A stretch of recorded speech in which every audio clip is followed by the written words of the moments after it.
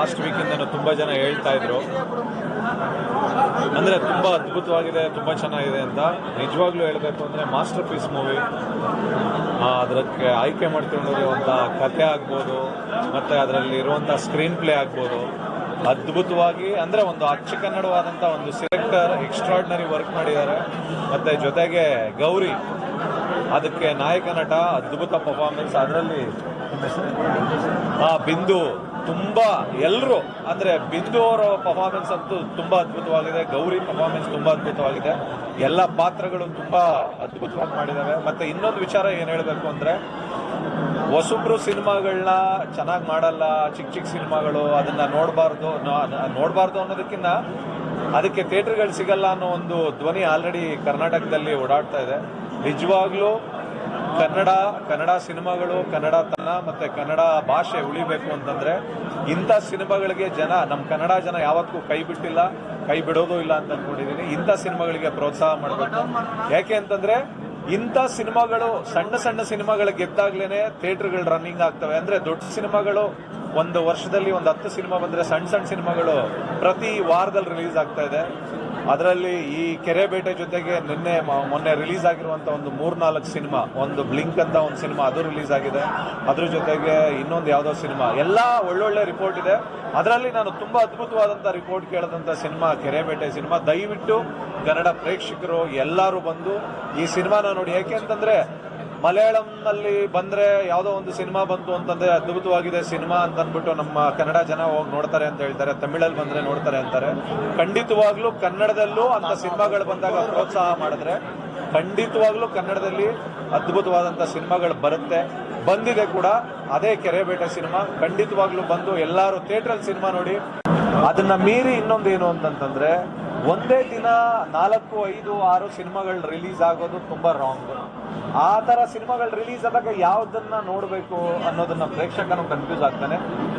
ಅಂದ್ರೆ ಬರುವಂತ ಸಿನಿಮಾಗಳು 4-5 ಬಂದಾಗ ಎಲ್ಲರೂ ಅದನ್ನ ಮಾತಾಡ್ಕೊಂಡು ಯಾವ ಸಿನಿಮಾ ನೀವೇ ಅಂದ್ರೆ ಇದರಲ್ಲಿ ಕಾಂಪಿಟೇಷನ್ಗೆ ಹೋದ್ರೆ ಯಾರಿಗೂ ಒಳ್ಳೇದಾಗಲ್ಲ. ಹಾಗಾಗಿ ಎಲ್ಲರೂ ಬರುವಂತವ್ರೆಲ್ಲರೂ ಕೂತಿ ಮಾತಾಡ್ಕೊಂಡು ನಾವು ಬರ್ತೀವಿ ಇಲ್ಲ ನೀವು ಬಂದೀವಿ, ಯಾರಿಗಾದ್ರೂ ಒಬ್ರಿಗೆ ಅನುಕೂಲ ಮಾಡಿಕೊಟ್ರೆ ಒಂದೇ ಸಿನಿಮಾ ಅಂತ ಇದ್ದಾಗ ಜನ ಆ ಸಿನಿಮಾನ ನೋಡ್ತಾನೆ. 4-5 ಸಿನಿಮಾ ಇದ್ದಾಗ ಯಾವ ಸಿನಿಮಾಗೆ ಹೋಗ್ಬೇಕು ಅನ್ನೋ ಒಂದು ಕನ್ಫ್ಯೂಷನ್ ಎಲ್ಲರಿಗೂ ಇದ್ದೇ ಇರುತ್ತೆ. ಹಾಗಾಗಿ 1 ಅಥವಾ 2 ಸಿನಿಮಾಗಳು ಒಂದು ವಾರದಲ್ಲಿ ಬಂದ್ರೆ ಅದು ಆರೋಗ್ಯಕರ ಬೆಳವಣಿಗೆ.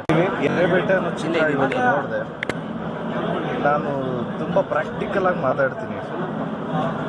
ಒಬ್ಬ ಆ್ಯಕ್ಟರು ಅಂದರೆ ಒಬ್ಬ ಹೀರೋ ಆಗೋದಕ್ಕೆ ತುಂಬಾ ಟ್ರೈನ್ ಮಾಡಿ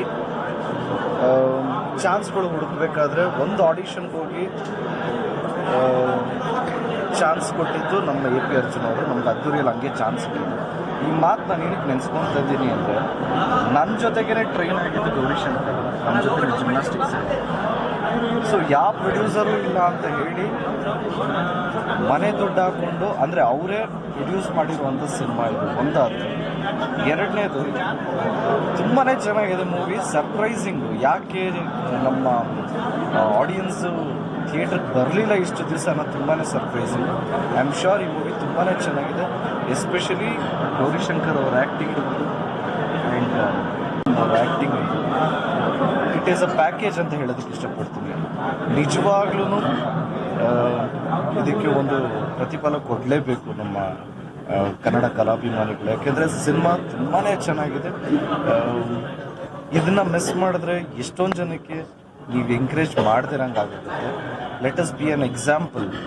ಚೆನ್ನಾಗಿರೋ ಸಿನಿಮಾನ ಗೆಲ್ಲಿಸ್ತೀವಿ ಅಂತ ನಾವು ಯಾವತ್ತೂ ನಂಬಿದ್ದೀವಿ. ಇನ್ನೂ ಒಂದ್ಸರಿ ಆ ಎಕ್ಸಾಂಪಲ್ನ ಸೆಟ್ ಮಾಡೋಣ. ನೀವು ನೋಡ್ತೀರಾ ಅಂತ ಒಂದು ನಂಬಿಕೆ ಇದೆ. ಯಾಕೆಂದರೆ ಸಿನಿಮಾ ನಿಜವಾಗ್ಲೂ ತುಂಬ ಚೆನ್ನಾಗಿದೆ. ಜಯ ಆಂಜನೇಯ. ಅವರು RCBಗೆ ಸಾಂಗ್ ಹಾಡ್ತಾ ಇದ್ದಾರೆ ಅಂತ, RCBಗೆ ಸಾಂಗ್ ಹಾಡ್ತಾ ಇದ್ದಾರೆ ಅಂತ ಹೇಳಿ ನ್ಯೂಸ್ ಬಂತು. ಆ ವಿಚಾರವಾಗಿ ಒಂದು ಸ್ಟೇಟ್ಮೆಂಟ್ ಹಾಡ್ತಾ ಇದ್ದಾರೆ. RCB ಒಂದು ಸಾಂಗ್ ನೀವು ಹಾಡ್ತಿದ್ದೀರಾ, ಇದೇ ಕೆರೆಬೇಟೆ ಬಗ್ಗೆನೇ ಮಾತಾಡ್ತೀನಿ. ಲ್ಯಾಕ್ ಆಫ್ ಪ್ರಮೋಷನ್ಸು ಇರಬಹುದು. ಆ್ಯಂಡ್ ನಮ್ಮಲ್ಲೂ ಒಂಚೂರು ಏನೋ ಮಿಸ್ಟೇಕ್ಸ್ ಇರುತ್ತೆ. ಸೊ ಈಗ ನಾವೆಲ್ಲರೂ ಒಟ್ಟಾಗಿ ಪ್ರಮೋಟ್ ಮಾಡೋಣ. ಯಾಕೆಂದರೆ ಇನ್ನೂ ಸಿನಿಮಾ ಡೆಫಿನೆಟಾಗಿ ಈ ಸಿನಿಮಾ ಗೆಲ್ಲುತ್ತೆ. ಯಾಕೆ ತುಂಬ ಸರ್ಪ್ರೈಸ್. ಏನಕ್ಕೆ ಜನ ಬರ್ತಾ ಇಲ್ಲ ಅನ್ನೋದು ನಿಜವಾಗ್ಲೂ ಸರ್ಪ್ರೈಸ್. 100% ಈ ಮೂವಿ ಚೆನ್ನಾಗಿದೆ. ನೀವು ನೋಡಿದ್ರೆ ನಿಮ್ಗೇನು ಅನ್ನಿಸ್ತು? ಸೇಮ್ ಎಲ್ಲರೂ ದಯವಿಟ್ಟು ಬಂದು ಸಿನಿಮಾ ಆರ್ಸಿಬಿ ಸಾಂಗ್ ಯಾವಾಗ ಹಾಡ್ತಾ ಇದ್ದೀರಾ? ಇದೆ ಸಿನಿಮಾದ ಬಗ್ಗೆ ತುಂಬ ಒಳ್ಳೆ ಒಪಿನಿಯನ್ ಇದೆ. ನಮ್ಗೊಂದೇ ಒಂದು ಬೇಜಾರು ಏನಂತಂದರೆ ತುಂಬ ಒಳ್ಳೆ ಒಪಿನಿಯನ್ ಇದ್ದಾಗಲೂ ನಮ್ಮ ಜನ ಏನಂತಂದ್ರೆ ಇವತ್ತು ನಾವೊಂದು ಎಕ್ಸ್ಪೆಕ್ಟ್ ಮಾಡ್ತೀವಲ್ಲ ಆ ಒಂದು ಎಕ್ಸ್ಪೆಕ್ಟ್ ಇಲ್ಲ ಅನ್ನೋದು ಬಿಟ್ಟರೆ ಸಿನಿಮಾದ ಬಗ್ಗೆ ಒಳ್ಳೆ ರಿಪೋರ್ಟ್ ಇರೋಂಥ ತುಂಬ ಖುಷಿ ಇದೆ ನಮಗೆ. ನೀವೆಲ್ಲರೂ ಬಂದು ಕೈ ಹಿಡಿದು ಸಿನಿಮಾ ನೋಡಿದ್ರೆ ಖಂಡಿತವಾಗಿ ಇದೊಂದು ಅವತ್ತು ಹೇಳಿದ್ದೆ ನಾನು, ಮೆಗಾ ಹಿಟ್ ಆಗೋವಂಥ ಸಿನಿಮಾ ಇದು. ಅವೆಲ್ಲವನ್ನು ಮೀರಿ ನನಗನ್ಸುತ್ತೆ ಹೌದು ಸಿನಿಮಾದಲ್ಲಿ ಫೇಸ್ ವ್ಯಾಲ್ಯೂ ಅನ್ನೋದು ತುಂಬ ಇಂಪಾರ್ಟೆಂಟು. ದಯವಿಟ್ಟು ಆ ಫೇಸ್ ವ್ಯಾಲ್ಯೂ ನಾವು ಹೊಸಬ್ರು ನಮ್ಮ ಡೈರೆಕ್ಟರ್ ಇರ್ಬೋದು, ಹೀರೋಯಿನ್ ಇರ್ಬೋದು, ನಾನಿರ್ಬೋದು, ಅದನ್ನು ಒಂದು ಚೂರು ಏನಿದೆ ಅದು ಒಳಗಡೆ ತಲೆಯಲ್ಲಿ ಇರ್ತಾರೆ ಹೊಸ ಹುಡುಗರು ಏನು ಮಾಡಿರ್ತಾರೋ ಅನ್ನೋದು ಅದನ್ನು ಸೈಡಿಗಿಟ್ಟು ಖಂಡಿತವಾಗೂ ನೀವು ಥಿಯೇಟ್ರಿಗೆ ಬಂದರೆ ಖಂಡಿತವಾಗೂ ಒಂದು ಒಳ್ಳೆ ಸಿನಿಮಾ ಮಾಡಿದ್ವಿ, ನಿಮ್ಮೆಲ್ಲರಿಗೂ ಇಷ್ಟ ಆಗುತ್ತೆ. ಅವೆಲ್ಲವನ್ನು ಮೀರಿ ನಂಗೆ ಇಡೀ ಇಂಡಸ್ಟ್ರಿ ಇರ್ಬೋದು, ಮಾಧ್ಯಮ ಇರ್ಬೋದು ತುಂಬ ಎಲ್ಲ ಸಪೋರ್ಟ್ ಮಾಡ್ತಿದ್ದಾರೆ. ಅವೆಲ್ಲವನ್ನು ಮೀರಿ ನನ್ನ ಸ್ನೇಹಿತ ನಾನು ಇವನು ಒಟ್ಟಿಗೆ ಆ್ಯಕ್ಚುಲಿ ಜಿಮ್ನಾಸ್ಟಿಕ್ ಎಲ್ಲ ಪ್ರಾಕ್ಟೀಸ್ ಮಾಡ್ತಾ ಇದ್ವಿ. ಬಟ್ ಆದರೆ ನಾನು ಯಾವತ್ತೂ ಕೂಡ ಏನನ್ನು ಅಂದರೆ ಇವನು ಹೇಗೆಂದರೆ ಇವತ್ತು ಕೃಷ್ಣ ಮತ್ತು ಕುಚೇಲನ ಸಂಬಂಧ ಥರ. ಅಂದರೆ ಒಂದು ಈ ಕೃಷ್ಣನ ಹತ್ರ ಕುಚೇಲ ಹೋದಾಗ ಯಾವ ಥರ ಒಂದು ನಿಮ್ಗೆ ಗೊತ್ತಿದೆ ಅದು. ನನಗೆ ನನ್ನ ಬ್ರದರ್ ಇವನ ಹತ್ರ ಹೋದಾಗ ಯಾಕೆ ಕೇಳೋದು ಏನಂದರೆ ಈಗ ಸ್ನೇಹಿತನ ಹತ್ರ ಹೋಗಿ ಕೇಳಬೇಕು ಅಂತ ಅಂದಾಗ ನಾನೇನಾದ್ರು ಯೋಗ್ಯತೆ ಇರೋದು ಮಾಡಿರಬೇಕು. ನನಗೆ ಇವನ ಹತ್ರ ಹೋಗೋದಕ್ಕಿಂತ ಮುಂಚೆ ಕೇಳೋದಕ್ಕಿಂತ ಮುಂಚೆ ನಾವು ಮಾಡಿದ್ದೀವಿ ಆ ಥರದ್ದು ಆ ಒಂದು ಅಂಜಿಕೆಯಲ್ಲೇ ಹೋದೆ. ನೀವು ಯಾರು ನಂಬಲ್ಲ, ಸತ್ಯವಾಗ್ಲೂ ಹೇಳ್ತೀನಿ, ನಾನು ಹೇಗೆ ಮಾತಾಡಿಸ್ತಾನೋ ಏನು ಮಾಡ್ತಾನೋ ಅನ್ನೋ ದುಡ್ಡು ಇದರಲ್ಲೇ ಇತ್ತು. ಆದರೆ ಒಬ್ಬ ಸ್ವಂತ ತಮ್ಮನ್ನ ಅಥವಾ ಅಣ್ಣನ್ನ ಗುರು ಹೇಗೆ ಮಾಡ್ತಿದ್ಯಾ, ಏನು ಮಾಡಿದ್ಯಾ, ಒಳ್ಳೆ ರಿಪೋರ್ಟ್ ಅಂತ ಇಷ್ಟು ದಿವಸ ಯಾಕೋ ನೀನು ಹೇಳಿಲ್ಲ ನನಗೆ, ಏನಲ್ಲೋ ನಿನ್ನ ಕತೆ, ಇಷ್ಟು ಒಳ್ಳೆ ರಿಪೋರ್ಟ್ ಬರ್ತಿದೆ.